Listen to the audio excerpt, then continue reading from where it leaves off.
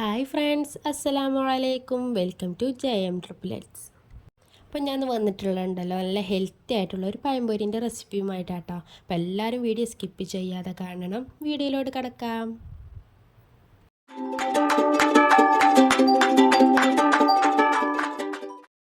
ഞാൻ ഈ പഴംപൊരി ഉണ്ടാക്കുന്നത് മൈദപ്പൊടി കൊണ്ടല്ല, നമ്മൾ അമൃതപ്പൊടി കൊണ്ടാട്ടോ.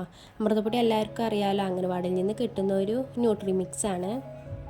ഞാനിവിടെ അതായിട്ട് ഒരു ബൗൾ എടുത്തിട്ടുണ്ട്. അതുപോലെ തന്നെ മെഷർമെൻ്റ് ഒക്കെ നോക്കണത് ഈ ഗ്ലാസ്സിൽ വെച്ചിട്ടാട്ടോ. നിങ്ങൾക്ക് അതിൽ മെഷർമെൻറ്റ് കപ്പ് ഉണ്ടെന്നുണ്ടെങ്കിൽ അതിലായാലും മതി.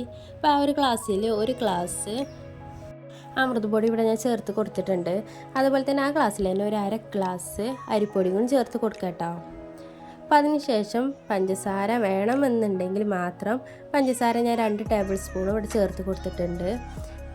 അതുപോലെ ഒരു 1/4 ടീസ്പൂണ് മഞ്ഞൾപ്പൊടി ഇവിടെ ചേർത്ത് കൊടുത്തിട്ടുണ്ട് കേട്ടോ.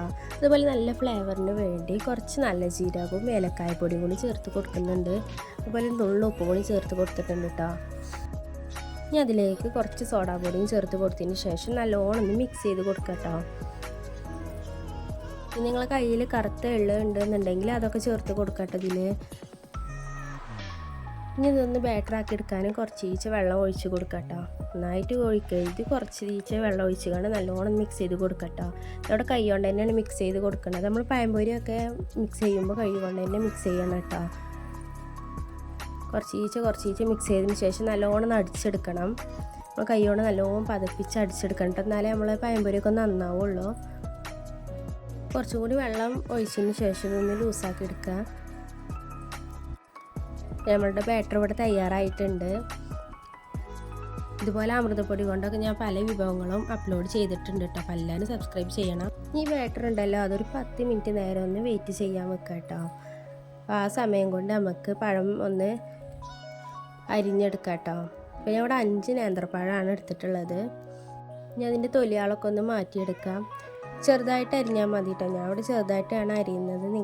നിങ്ങൾക്ക് നീളത്തിൽ അരിയണമെന്നുണ്ടെങ്കിൽ നീളത്തിൽ അരിയാം കേട്ടോ. ഞാൻ ഇവിടെ ഒരു നേന്ത്രപ്പഴത്തിൻ്റെ നടു മുറിച്ചെടുക്കാണ്ട് അതിനൊരു 3 പീസായിക്കാണ്ട് അരിയുന്നുണ്ട്. ഒരു നേന്ത്രപ്പഴത്തിൽ നിന്നൊരു 6 പഴംപൊരി നമുക്ക് ഉണ്ടാക്കാം കേട്ടോ. അപ്പോൾ ആ ഒരു വിധത്തിലാണ് ഞാൻ ഇവിടെ അരിഞ്ഞെടുക്കുന്നത്. അപ്പോൾ ഇതുപോലെ ബാക്കിയുള്ളതൊന്ന് അരിഞ്ഞെടുക്കണം. അപ്പോൾ ആദ്യമായിട്ടാണ് എൻ്റെ ചാനൽ കാണുന്നതെങ്കിൽ സബ്സ്ക്രൈബ് ചെയ്ത് സപ്പോർട്ട് ചെയ്യാൻ മറക്കരുത്. എല്ലാവരും ഇപ്പോൾ തന്നെ ലൈക്ക് ബട്ടൺ ഒന്ന് അമർത്തണം. കൂടുതൽ പേരിലേക്ക് എത്തണം എന്നുണ്ടെങ്കിൽ ലൈക്ക് കുറേ വേണം കേട്ടോ. അതുകൊണ്ടാണ് ഞാൻ ലൈക്ക് അമർത്താൻ പറയണത്. എല്ലാവരും ലൈക്ക് ചെയ്ത് സപ്പോർട്ട് ചെയ്യണം.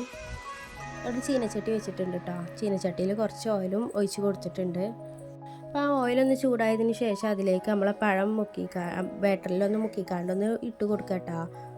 അതിന് മുമ്പ് കുറച്ച് പഴം 2-3 പഴം കൂടി ഒന്ന് പൊരിച്ചെടുത്തിട്ടുണ്ടായിരുന്നു.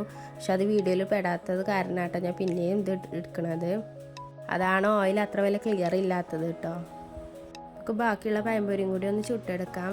ഇത് പെട്ടെന്ന് ചൂടാവും കേട്ടോ. പെട്ടെന്ന് നമുക്ക് നല്ലോണം മുരിഞ്ഞ് കിട്ടും. അപ്പോൾ നല്ല ലോ ഫ്ലെയിമിലിട്ട് കാണ്ടൊക്കെ ഒന്ന് വേവിച്ചെടുത്താൽ മതി കേട്ടോ. അല്ലാതെ ഹൈ ഫ്ലെയിമിലൊന്ന് കൊണ്ടുപോയി ഇടരുത്.